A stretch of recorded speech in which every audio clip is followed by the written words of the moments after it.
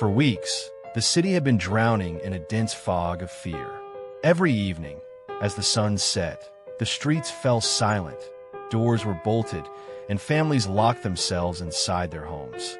Whispers spread like wildfire. Mysterious masks were appearing in abandoned places, and whoever put one on would either vanish without a trace or return insane, screaming words that made no sense. The older villagers spoke in hushed voices. They believed this was not new.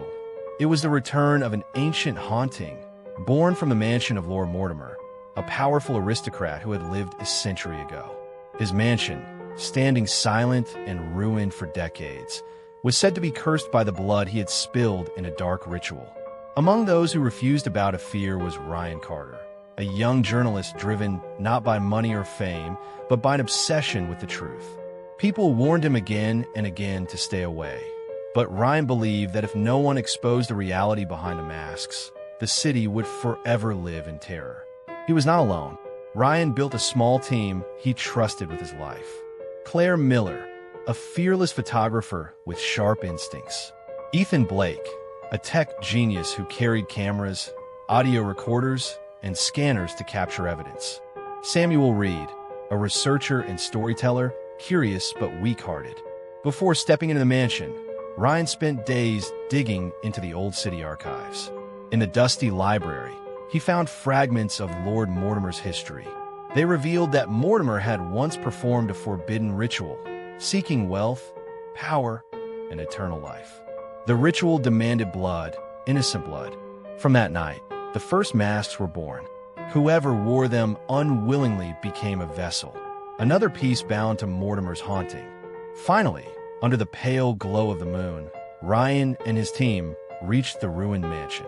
The air felt unnaturally heavy, as though the ground itself was holding its breath. The gates creaked open, and the silence inside was suffocating.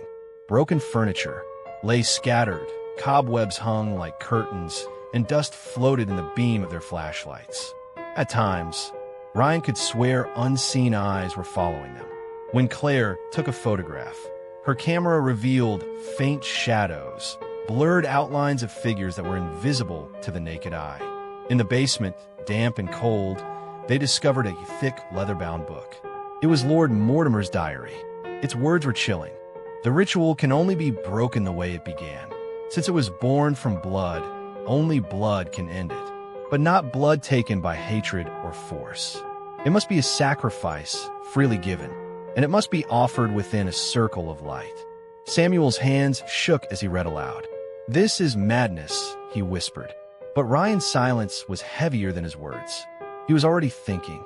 The air suddenly dropped cold, and then it appeared, a towering shadow, the blooded entity, the spirit that had haunted this mansion for a century. Its voice was a growl that shook the walls. "Fools, this ritual cannot be undone. Blood feeds me. Blood keeps me alive." The hours that followed were a torment of terror. Doors slammed on their own, trapping them. The masks floated in the air, circling the team like vultures. Claire heard whispers at her ear. The sacrifice could be you. Ethan's devices sparked and failed, his recordings filled with screams and twisted voices. Samuel fainted, and when he awoke, he swore he had seen a woman in the darkness, Sophia Gray, a spirit begging to be released. Bit by bit, Ryan pieced it together. Sophia and Inspector Daniel, both victims of Mortimer's ritual, were trapped within the haunting. Their only chance at freedom was the blood of a living soul, offered willingly. At last, Ryan understood what had to be done. His team tried to stop him, but his decision was unshakable. "If a sacrifice is the only way," he said, "then let it be mine." In the basement center, he and Ethan arranged mirrors in a circle so that the faint rays of the rising sun could pierce through the broken windows. The circle of light shimmered faintly as the masks were placed inside.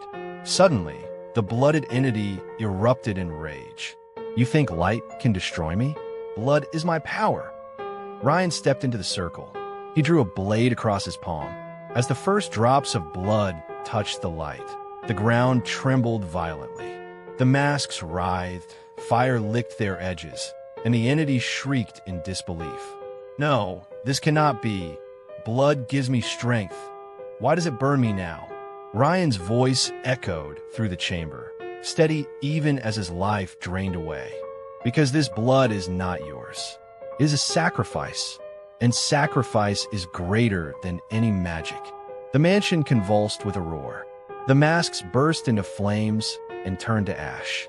For the briefest moment, Sophia Gray and Inspector Daniel appeared, smiling, peaceful, before they dissolved into pure light, finally free. The entity screamed as fire consumed it, its howl vanishing into silence. With a final quake, the entire mansion collapsed into rubble. When dawn broke, the people of the city gathered to see what remained. Where the mansion had once stood, there was nothing but ruins. The headlines of the morning paper read, "A journalist's sacrifice ends a century-old haunting." For a time, peace returned. People called Ryan Carter a hero, but the story did not end there.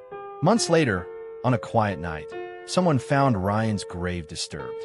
Upon it lay a mask, old, cracked, yet stained with fresh blood. Beside it was a note, scrawled in an unsteady hand. "A sacrifice never ends the evil, it only buys time." Was the haunting truly destroyed? Or had Ryan's sacrifice only delayed something darker, something waiting to rise again? The answer lies in what comes next. If you like the story, then press the like and subscribe my channel and share your thoughts about the story in the comments box. And don't forget to click the icon button.